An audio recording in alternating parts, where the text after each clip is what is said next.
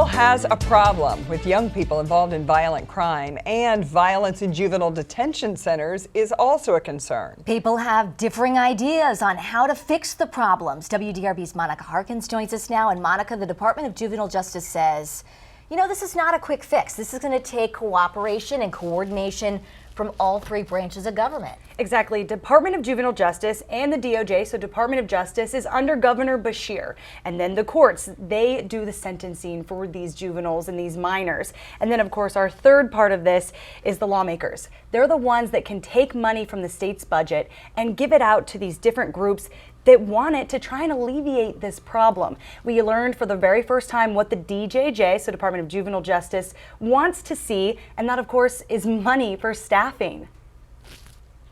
If we don't have more workers, we're not going to solve this problem, period.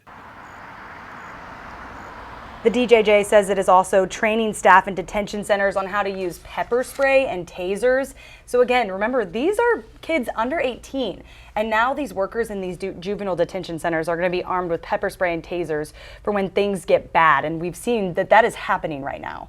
Louisville leaders are especially concerned about this because we used to have a facility here. It closed. Now some of the offenders in Jefferson County are being bused to Adair County.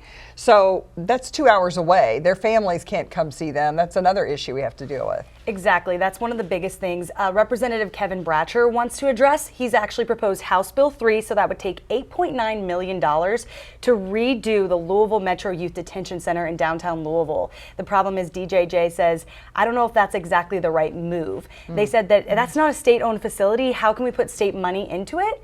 And I think that's one of the biggest things that we're going to learn today. House Bill 3 is up for discussion in just a couple of hours. So that $8.9 million, are they saying that's enough or not enough? And that's where we are right now. The DJJ says they haven't walked the facility. They haven't been inside. They don't know for certain if it's enough, if they need more, if they could do it for less.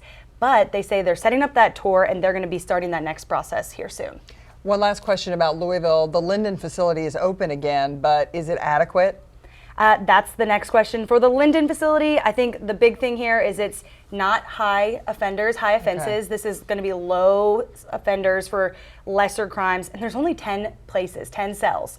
I didn't realize that. Only 10. Only 10. So the max capacity at the facility is actually for 30, but the 20 spaces that they have remaining are not up to code, basically, is what they said yesterday. The DJJ says they're going to need $4.5 million to update those other 20 cells and living units for these kids to be able to use it and to go to.